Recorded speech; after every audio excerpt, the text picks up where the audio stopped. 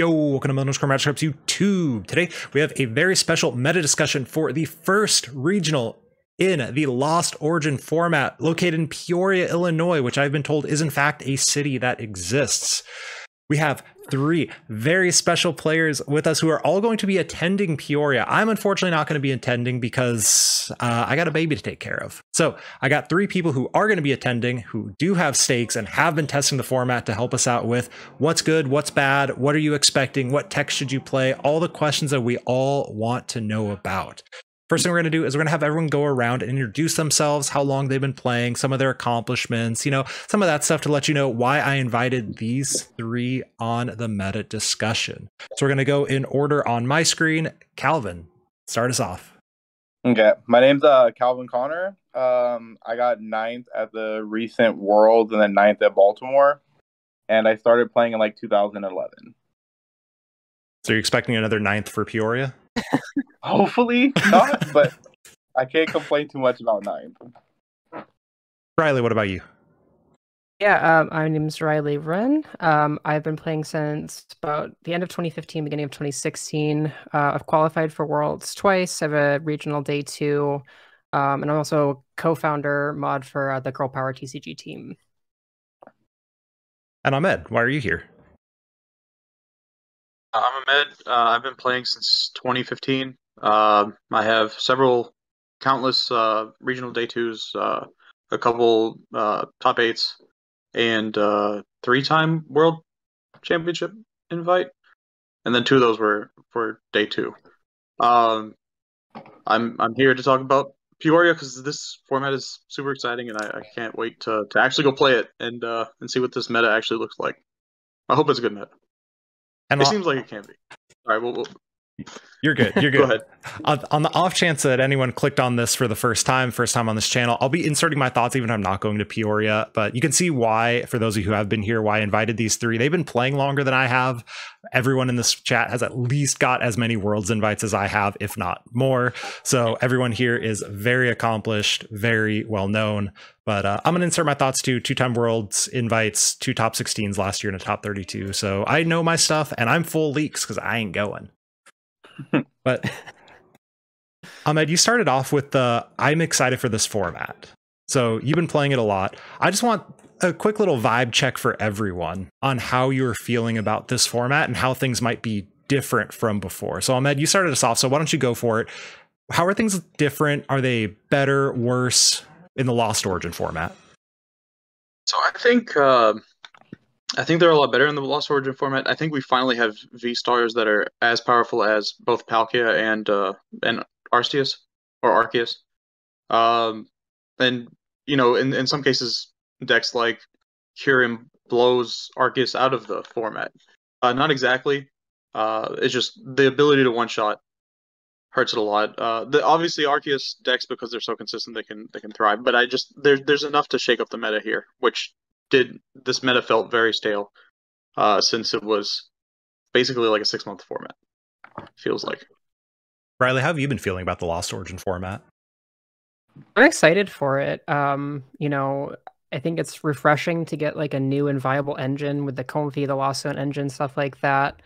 You know, there seemed like there are a lot of viable new decks and a lot of new techs as well, like, you know, the Sableye and Mirage Gate, things that you can like more or less fit into decks, obviously, that support the Lost Zone.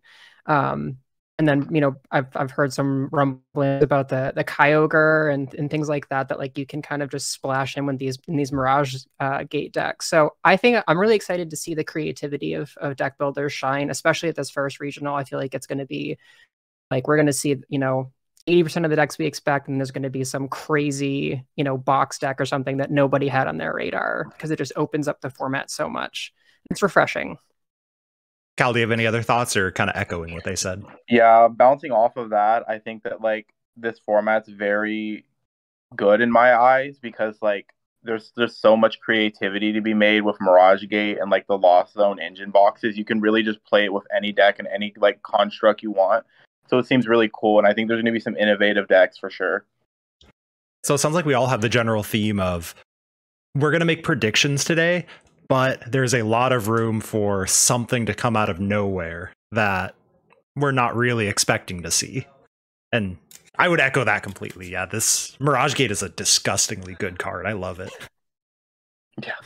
But we do have to make predictions, because what else is a meta discussion without what are the decks you're expecting? Anyone who wants to be successful at a regional, you say, okay, I need to know this matchup, this matchup, this matchup, and you probably need to have a good matchup into all of them. So let's go ahead and take our 3 top decks that you are most prepared for, whether you know you need to beat them, you know how to play against them, whatever. What are those 3 decks you are expecting? And I'm going to ask, don't say Lost Zone box. Is that Tina? Is that single prizers? Is it Greninja, Radiant Charizard? Try and be a little specific with that one, because Lost Zone boxes, they're really vague. Cal, can you start us off? What are those 3 decks you were most expecting to play against? The 3 I would say would be like the comfy engine style, like Lost Zone single prize box. I think that deck has a lot of potential in this format, and a lot of people are gravitating towards it. And then number 2, I would say Palkia. I think Palkia is still very strong. And I think with like Pikachu not being as great anymore, because Giratina being able to just one-shot it whenever it wants, and it's going to like kind of die out of the format. I think Palkia has a home, like a big spot in this format. And it's not going to be like everyone's like number 1 pick going into this format, because Palkia is like, oh, it's an old deck, new cards, and like all that theme. But like Palkia is very strong in this format. And number 3, I would say, is a mix with me between Mew and Giratina. Riley, what about you? What are those top 3 decks you're most expecting? Yeah, I agree with those. I think Cal mentioning Tina, I would say Arceus Tina seems like the most viable from what I've experienced. It just seems like it's the most consistent. You know, anything with Arceus is just maximum consistency. I do think we're going to see a lot of Mew. I'm kind of undecided on if people are going to play the fusion version or the like the double turbo version. I feel like the majority of people will still stick with the double turbo version, just because it did see a lot of success in Baltimore. But yeah, Mew seems like one of those decks that like just when you think it's going away, it's just always there. It's always coming back. It's always innovating. And then I do agree with the single prize, you know, the Lost Engine box deck. I think the Cramorant, that whole deck is just, it reminds me a lot of the old Zapdos Jirachi deck. And I think even with things like Empoleon and Palkia decks and Kyurem decks and whatever can fit the Empoleon, I still feel like that deck is going to adapt. You know, maybe it's playing Path to the Peak, maybe it's playing more escape ropes, things like that. I feel like that deck is still going to be hugely popular, and I think it's going to be very successful as well. I didn't send you all questions in advance, but Riley, you touched on just about every question we're going to be getting into. So good work. I'm thorough. Ahmed, what about you? So I think people aren't going to be as into the comfy Lost box kind of thing off the bat. I think it's a very anti-meta format. We don't have a meta quite yet. I think the most popular deck is going to be Palkia and Teleon, mostly because it's familiar and it beats a lot of the new stuff. So if people are very unfamiliar with the format, or if it's because it's so wide, you just want to play something familiar. In that same vein, I think Mew, the double turbo Mew version, the fusionless, I think it's being called too. I think that version is also going to be pretty popular. You see a lot of it is very familiar, and then I think the only Lost Origin deck that will be played in high numbers will be the Giratina, Lost Zone Comfy Giratina. I think that's my number 3. So not necessarily the Arceus Giratina. I think people are willing to try it. Think that the online results and the online testing isn't valid enough, and they're going to want to play the cards they spent $100 billion on to bring to them. There is a valid argument for I spent $30 a piece on these Giratinas, so I'm going to play that. Yeah, I've fallen for that before, where it's like I spent too much on this. Let's just do it. So it's the shiny new toy, right? Yeah. I mean, it's on the cover. It's one of everyone's favorite Pokemon. It does big numbers. Yeah. The V-Star attack is kind of disgustingly good. Yeah. Everything about Giratina's. It's also just fun to play. Like the Comfy engine, the Lost Zone engine, is just a fun kind of thing, because you're doing a lot of moves. There's a lot of solitaire. There's a lot of thinking. You have access to a lot of your cards, so it feels like there's a lot of agency when playing that deck, even if the deck is trash. You know. And I'm not saying whether bold or not take on trash. So I have a question. I think it's hard. Yeah, go ahead. I have a question off of that, because I have not played this set IRL, and I'm not sure which of you three have, or maybe all three of you have, but and this is just for anyone who has played with it IRL, is the Lost Zone engine as slow as the Inteleon engine? Because you do a lot of actions every turn. You do a lot of nets and switch, but you don't do a lot of shuffling. So is it faster, slower? Is time going to be an issue? And Cal, I saw you nod your head yes. So it sounds like you've experienced the IRL Comfy engine. We've tested a little bit IRL with it, and it's one of those engines where it's like, in theory sounds like it should be a little bit faster because you're not doing a lot of deck searches and things like that. But those turns are just so long that it grinds. Okay, so something that people should watch out for if you're like me, you've just grinded PTCGO. The Comfy engine requires a lot of time. Right on. It's a lot of thinking going through with that deck, and a lot of like looking back at your Lost Zone, looking back at your discard before you make a decision. So it's a lot of like time-consuming things. Okay, that's good advice right there. If you don't get anything out of this except you're playing a Comfy deck, make sure you know what you're doing fairly quickly. Especially, okay, please tell me, I just want validation on this one. Sometimes you Comfy and you just sit there and stare at the cards and you want to start crying, and it takes you the full like 30 seconds to figure out what to do. And you're like, why did I play this deck? Okay, good. It's not just me. Not just you, yeah. Let's get Zard or your last Clara. Yeah, I felt that.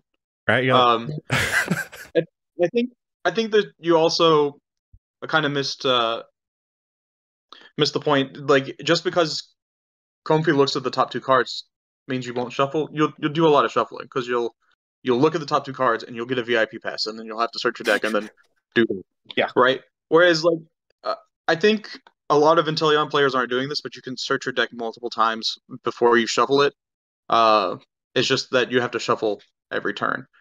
I mean, obviously you want to shuffle before you want to search for 2 water energy, and then you Greninja, and then you search for something else.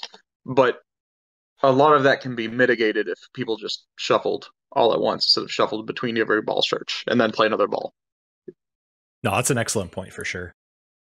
I think something that this discussion brings up as well, and you mentioned, being aware of what you're doing as the player of these Lost Engine decks. But I think as the opponent, you should be hyper aware that if you're in like a board position in game 1 or something, or you're up, 1 game already, and you're looking at or if you're in game 1 especially, and you're like, I'm probably not going to win this one. It's not looking super great. I know these decks take a long time. There's so many actions that I want to preserve as much time as possible. So I think it's even more important to be able to identify losing board positions or super unfavored board positions and say, I'm going to scoop this one earlier than I might if it's a different matchup. Preserve as much time knowing this Comfy deck is going to be taking, 15-minute turns next game. So I want to talk about Comfy and the Lost Zone engine a little bit.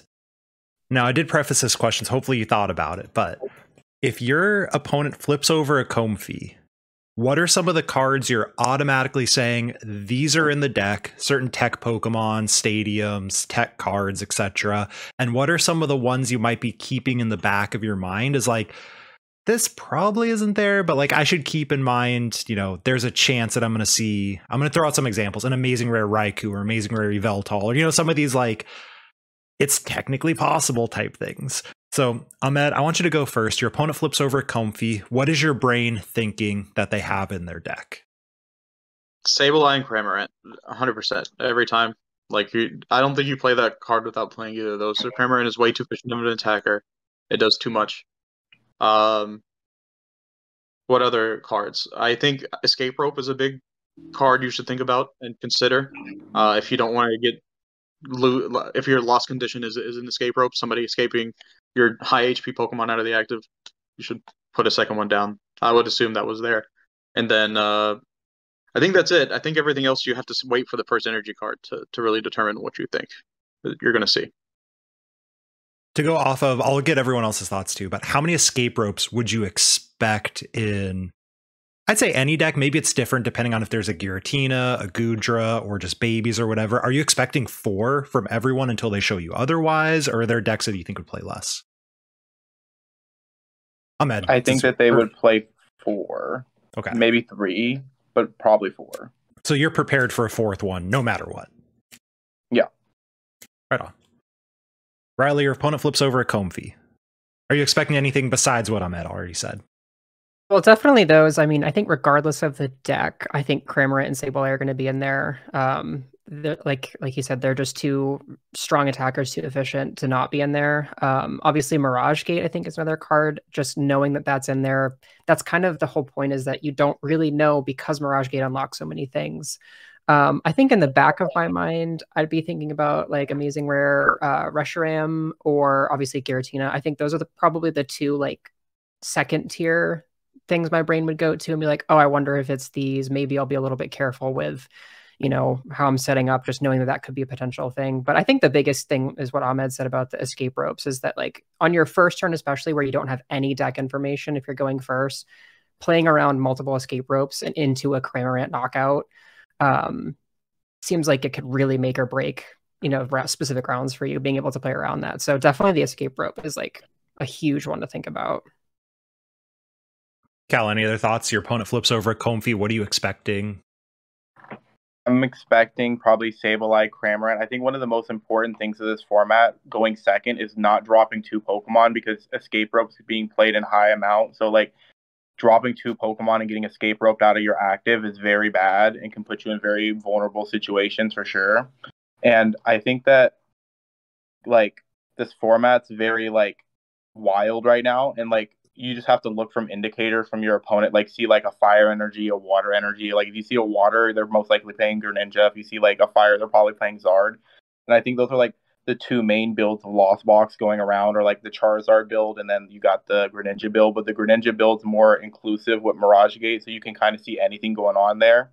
So like if you see the water energies go down or the Greninja, you're probably like can expect anything. If you see the Charizard build, you probably have a little bit more of an understanding of what the deck looks like.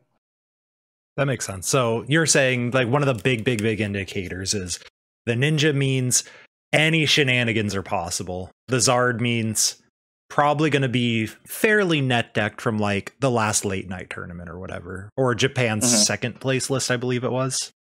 Yeah, that makes sense. I would pile onto that and say the Mirage Gate means that you're not playing against the Zard version, and that you need to be aware of anything that could pop up, because I'm not saying the Zard version is linear. Obviously, it has a lot of different things it can do, but you know, you don't know what random Pokemon your opponent's gonna drop that's gonna destroy your board, that you haven't read from. You know, what rare didn't I read? Yeah, Voltage. Yeah, I have been DM'd several cards that are very much considered bulk that are, hey, is this going to be good for this? It's like, no, maybe, I don't know. Because yeah, like Riley mentioned the Reshiram, right? Which is one of the obvious, like, yeah, this thing OHKOs everything in the game, but there could also be other random stuff that's like, you know, the Reshiram OHKOs, but hey, there's baby Duraludon that OHKOs Akira. Maybe that's going to pop out and bop you in the face, or I don't know what people are going to play, but that's a good Zamazenta. Yes. Yo, the AR is Zamazenta. Now we're talking. What if they Ultra Ball some like random basic, right? Some like I don't know, some Fampi or something like that, and then they Thornton it, and then they evolve something, and into Donphan, and they one shot all your fighting weak attackers. You know, it's just what's going on? How do I know what I'm planning? What? Yeah, that's what it feels like. I love it. Everything everyone just explained there is exactly why I would be playing a Comfey engine deck. I probably wouldn't play anything super spicy in it. It would just be the fact that like I can keep my opponent on their toes seems so good to me. So we mentioned the Lost Zone. 2 of you think it's going to be the most popular deck. Ahmed, you're like, maybe like a third-ish most popular deck. It'll get split up between the Tina and the babies and all the other stuff. So it'll be around, but not a specific variant. But everyone agreed on Mew VMAX being fairly well played.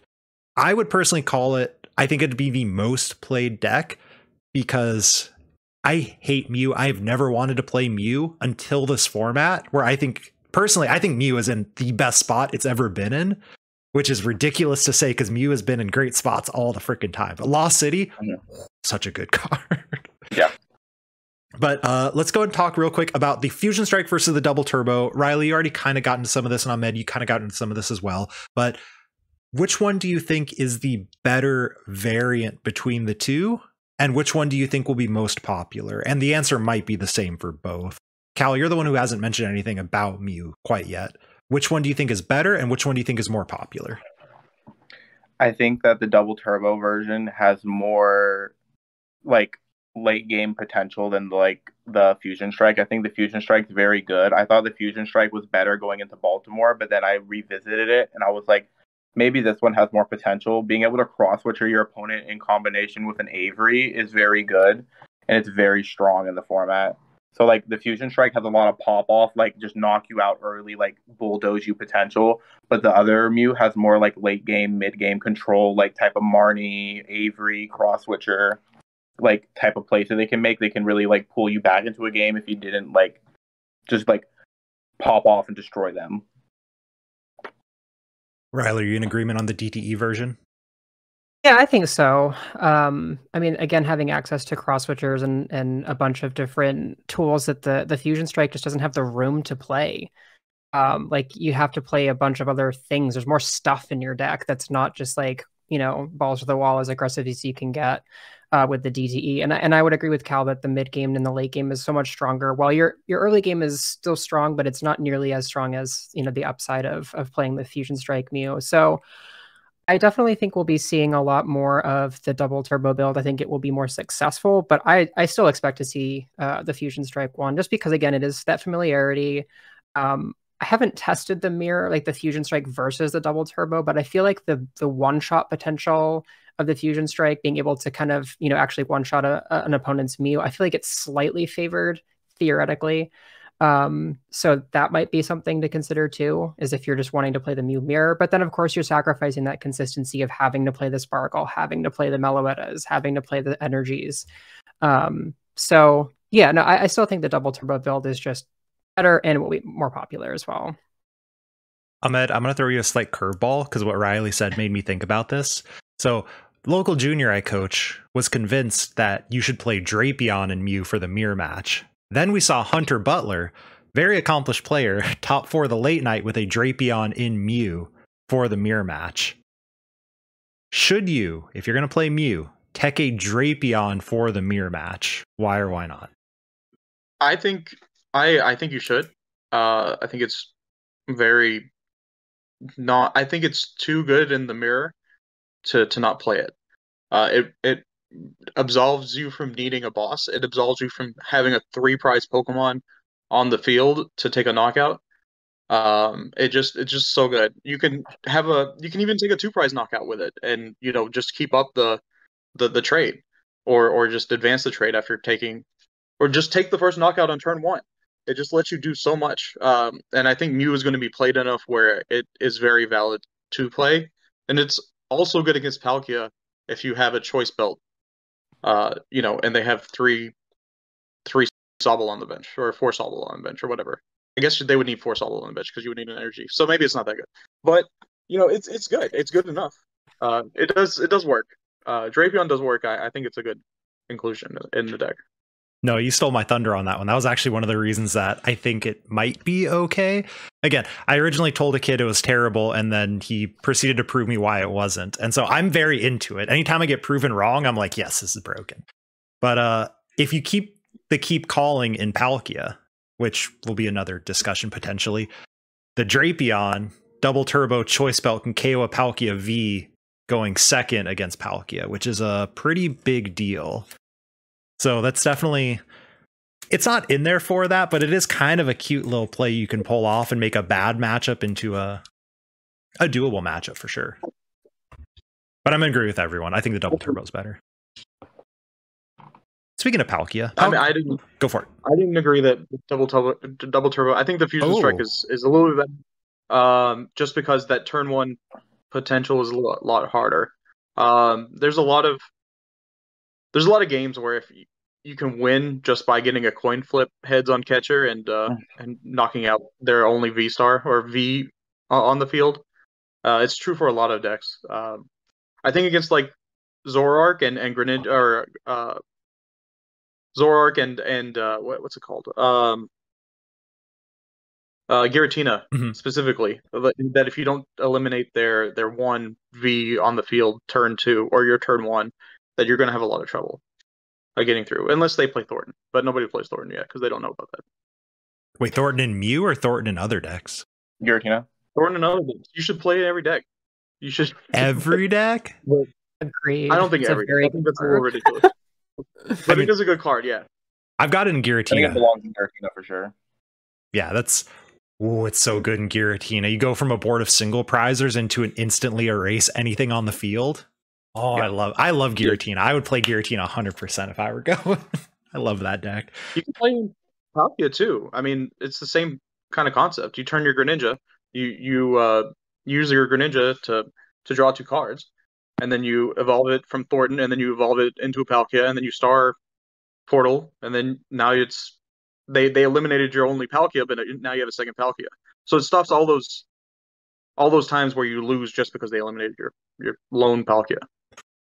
That was a perfect segue. I was going to ask how Palkia decks have evolved with the new. So you think Thornton should be in Palkia lists for that exact play? That's a great freaking play to make, right? Yeah. Because there's a lot of games when you play Palkia and you're turn 1, you're deciding, should I get second Palkia down or should I get another Inteleon piece down or should I get a Greninja down? And this lets you be flexible. This lets you put one down and still have an out to get a second one on the following turn. Perfect. So one of the things is Palkia adding Thornton. Huge thing. Riley, have you thought anything about how Palkia is going to evolve, or are you expecting them to just net deck whoever's list from the last regional? Well, it's good that I wanted to talk about Palkia because I played that for Baltimore. It's currently my top choice for Peoria, again, just because of the comfort thing. I'm familiar with the deck. I think the biggest change that I've seen is people moving off the rapid, the keep calling Sobble, just because of Sableye, respecting Sableye, being able to get rid of 2 of them.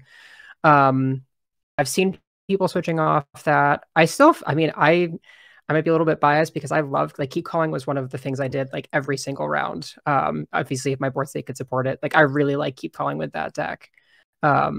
So I don't know necessarily if you're going to miss that. I feel like I would miss that just because of the way I play the deck. But I still think that being able to play around the Sableye, you could just get so destroyed by Sableye taking out 2 Sobbles. People have to think about benching them after you scoop up net again mid-game.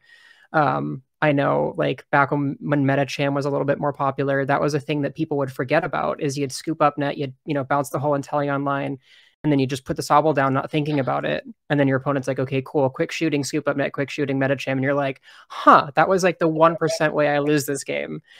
But you never think about it. So I think having the 70 HP Sobble just makes a huge difference. Something subtle like that, where it's just you don't have that alternate lose condition against a deck the single prize lost boxes. I think that's probably the biggest innovation, the biggest adaptation. And then I agree with Ahmed that Thornton's really good, being able to just get any of your various evolution pieces whenever you need them without having to get the basic down. You don't need to get that pressure to get it down immediately. So I think those are the 2 biggest things. Maybe just a 1 of Thornton and the 3 or the instead of the keep calling Sobbles, you play the 70 HP. Something simple like that. Cal, do you agree with those 2 changes? Is Palkia going to adapt in any other way or no ways at all? Do you disagree with those changes? I like the Thornton. I'm not a big fan of the 70 HP Sobble. I think keep calling's too good, and I think that Zigzagoon and Annette just accomplishes the same thing for Lost Zone box, which isn't too difficult for them to get. So I don't think that I've seen the 70 HP Sobble, but I'm a big fan of the keep calling. I think keep calling's too good. Just to establish your board going second is just way too good. And I don't think Zigzagoon and a net is like too difficult for Lost Zone box decks to get. So like I'm not a huge fan of the 70 HP Sawbles. I like the 60. I think Thornton's very good though, because just being able to like turn any card into a Greninja whenever you want is very good. Or to like turn it into a Palkia if they like targeted down your only Palkia is very strong. And I think that Ordinary Rod's going to be a mainstay in Palkia moving forward, because whenever like they kill those Sawbles, you can just rod them right back in. And then they can't horn you, and then the horns just become like pointless. That was going to be my follow-up question then. So if you're playing 60 HP Sawbles, how are you avoiding getting horned into oblivion? But you think Ordinary Rod is the way to avoid getting horned? Yeah, because you can just Irida for it. So it's just like Irida, grab a Palkia V-Star, grab an Ordinary Rod, boom. Okay.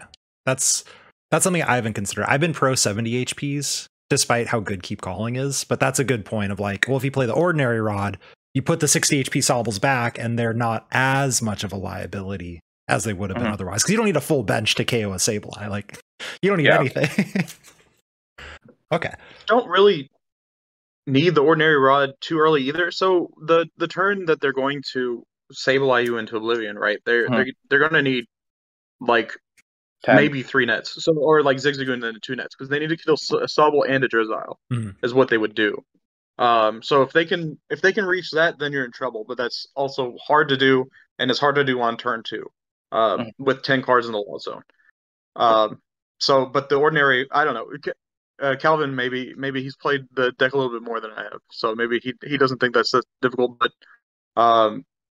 I think I agree the Ordinary Rod is just the better way, because you're not losing to 3 horns in the same manner. Yeah, and also don't escape and throw up a Sobble into the bird. that's also. That is, if there's anything that we're going to get out of your section of this meta discussion, it's learn to play around escape rope. Yes, also do not send up Genesect if you're like a new player and they're using like the cram cram Charizard blocks. Do not just give them like free damage on the Genesects, because they can just target down 3 Genesects and win the game.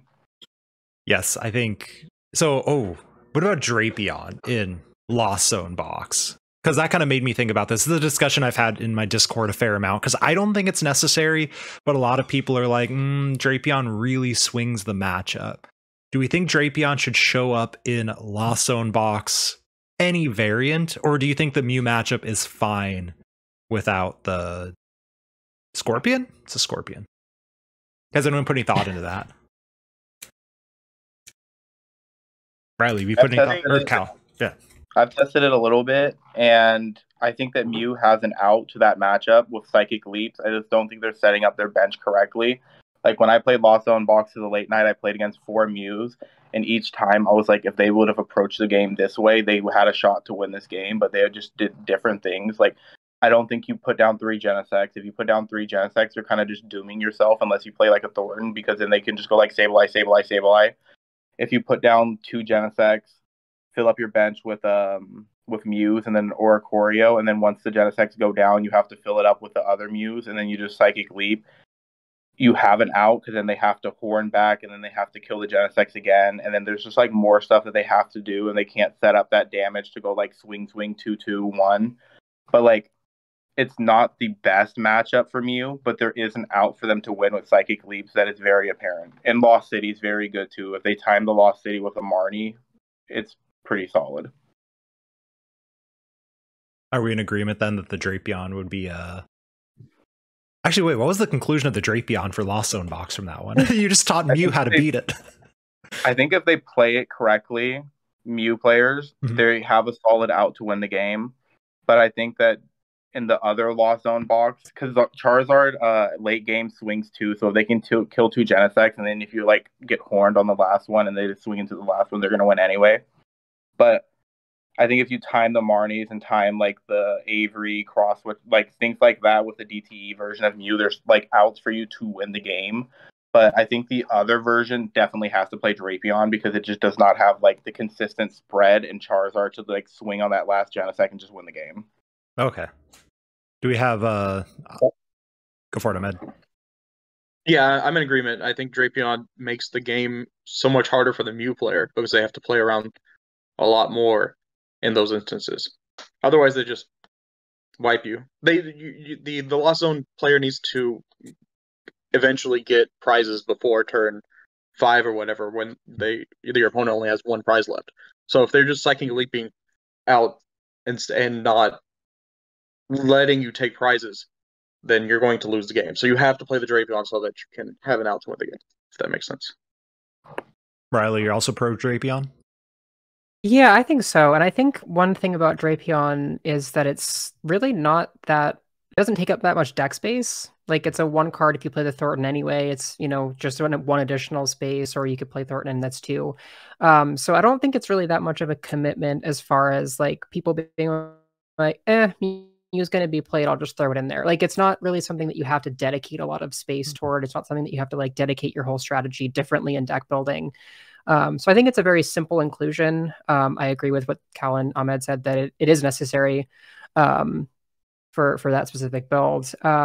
And I think if I'm a Mew player this weekend, I'm just assuming every single deck has Drapion, because it's so, with Thornton, you have to respect it. Like, it could be anywhere. I mean, obviously there are certain decks that probably won't have it, but in the back of my mind, if I'm playing Mew, I'm like, you know what? How would this feel? Like, I'm never feeling safe, really. I'm like, I'm attacking with you. I'm like, this would be a really bad spot to get, Thornton into Drapion or something. Like, you have to just keep that in mind. I mean, it's not quite the same as when we had like the Baby Moltres was the kind of the direct answer, because you still had to have those pieces in hand. A lot of the Inteleon decks had to have those either set up previously, or they had to have a bunch of different Inteleon pieces in play to pull off that kind of play. So you're like, they need a lot of cards. They need, 5-6 cards to get that kind of response. Whereas a Drapion is like, okay, cool, Thornton attack, you're dead. Like, it's so much easier. It's so much more efficient to get, that I'm just expecting all of these decks, if they take even a 50-50 or worse to Mew, I'm thinking there's going to be a Drapion in there. Another tech that it doesn't auto-win anything as much as people say it does, but people really think this thing auto-wins. That's Empoleon V against Comfy engines. And this is something that I've been again very against. I think 1 Empoleon is trash personally, but have you heard of 2 Empoleons? So I want to go through thoughts on if you're playing Kyurem or Palkia or anything that can easily use an Empoleon V. Are you playing Empoleon? Do you disagree with me? 1 is good. Do you need 2? Do you need 0? Is it not necessary? Ahmed, what do you think? Are people going to be playing Empoleon? And if so, in what numbers should they be playing it? I think they should play 2. I don't think there's really a point in playing 1. We already talked about how 4 Escape Rope is the norm for a Comfy deck. So if you flip over a Comfy, which is exactly what Empoleon is trying to stop, that you should play 2 Escape Rope. Riley. So I actually have a thought on that as well, because I've talked about this with a few people that I first of all, I think you have to play 2 Empoleon because of the escape rope. It's just so easy. But another thing to consider is that Empoleon moves the energy when you attack with it. So keeping 1 Empoleon in the active to keep that ability lock, and then constantly needing to find energy to replace it, you're going to have to keep switching between 2 Empoleon to keep the energy in play, to keep them, to keep that ability lock going. So I think you do have to have that just so that you can keep the energy on 2 Empoleons. Cal, what about you? I think 2 Empoleons is good. I think that Comfy decks and decks that are scared of Empoleon should start playing Path of the Peak. But I think that 2 Empoleons are very good. I don't think 1 does anything. I think 1's fine. And people were trying it at the start to see if it could beat those decks. But I think with 4 Escape Ropes, it's just too likely for them to have 1 in their hand. And then their deck just turbos, gets going. And then there's like no point of return at that point. Like, the Empoleon's not going to do much. Okay, so it's good. It's good for me to hear too that everyone's on the same board with me, because I've been telling people, they're like, "Oh, do I play 1 Empoleon?" I was like, "No, it's not." Because I keep beating it, and I assume everyone else is in that same vein of like, "You're not stopping me with 1." It's just not good. So okay, we're team either 2 or potentially 0. I guess you could go that way if you're expecting. Because Cal, you mentioned at the very end, and I saw everyone nod their head yes on this one. Is you could potentially be playing multiple paths in Lost Zone decks, and I saw, I don't know if you all saw it, Tord was streaming, and Tord had 4 path, 4 lost vacuums in his baby Sableye, Cramorant, etc. deck, which is, do you think yeah, sorry, but Do it. Is that the correct way to do it? Are you going that aggressive? No. No, I think if you are that afraid of Empoleon, you shouldn't play the deck. If you can't, I think Tord can absolutely beat Empoleon, two Empoleons with escape ropes, and I think he could figure out a way to get around it. But I feel like if you're that afraid of your opponent getting two Empoleon down, you not ever finding boss, and you not ever getting to play the game, every single game, that you shouldn't play Comfy. But that's not likely. Your opponent isn't going to go turn 1, 2 Empoleon every. It's too unlikely. I mean, we play 8 balls in some decks, right? So you could have 2 balls that you just play back to back, but then you would need to start the Empoleon, which is a 2 of. It's just unlikely. It's just not very. It's not very good.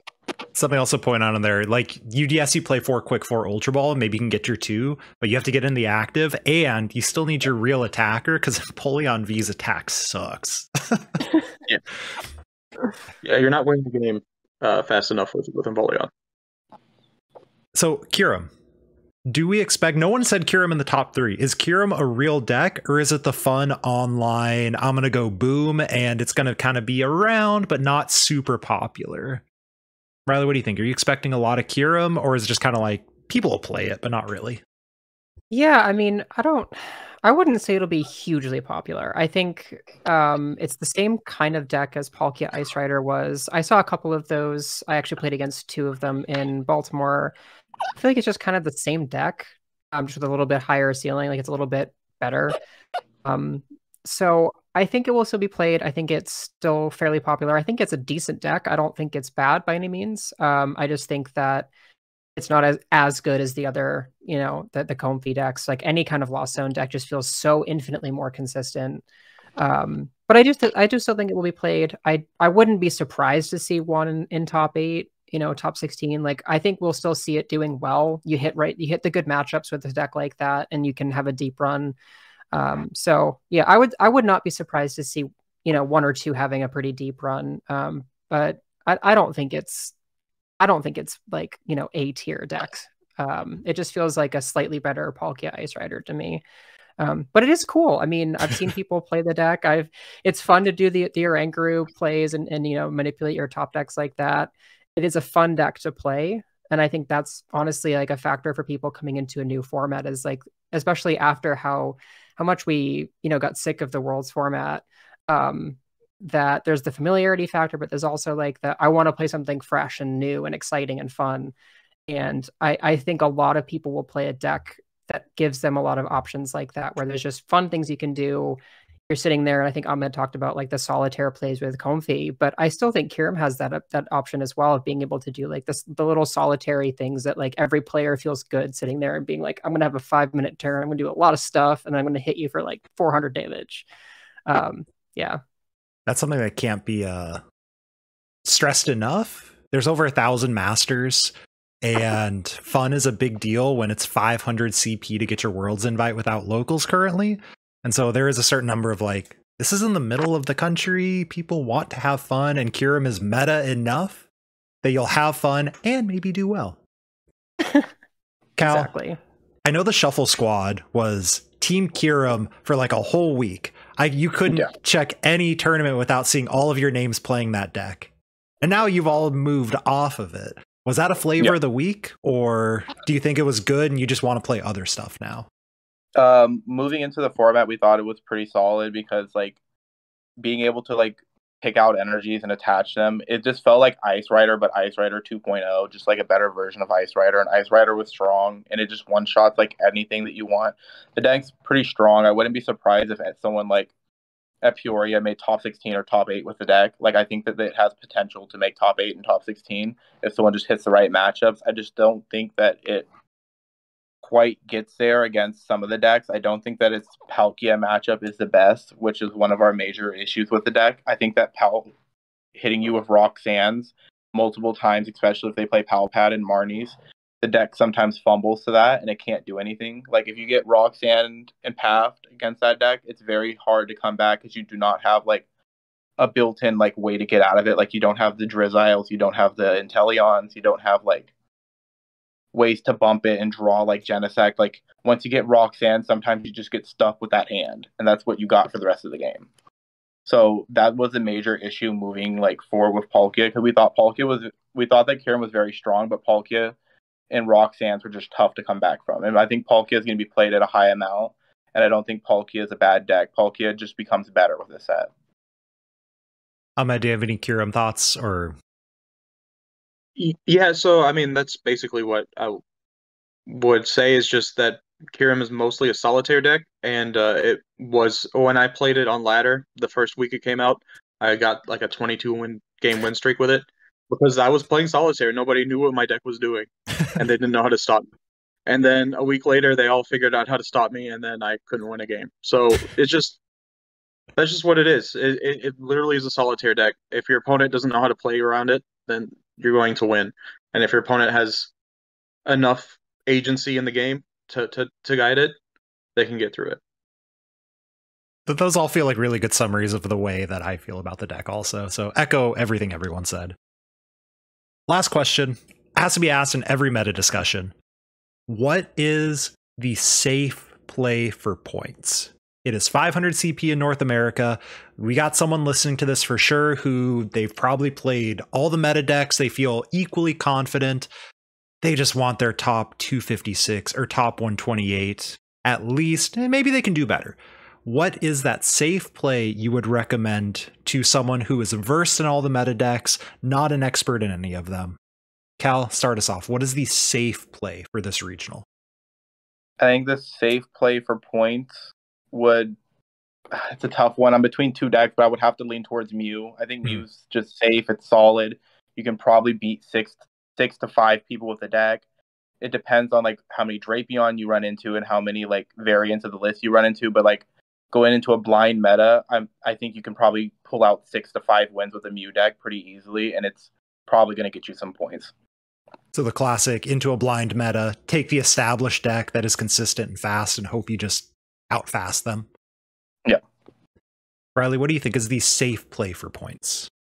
I agree to an extent with Mew. My only concern with that, and I'm operating under the assumption that, we're talking about players who might not necessarily be, grinding games and, like super well versed in every nuance of the format. I think the problem with Mew is just that if you're not constantly thinking about Drapion and some of the other like small, cards that could potentially be in decks and in small numbers from the new set, I think that you could be very surprised as a Mew player and play into things like the Drapion.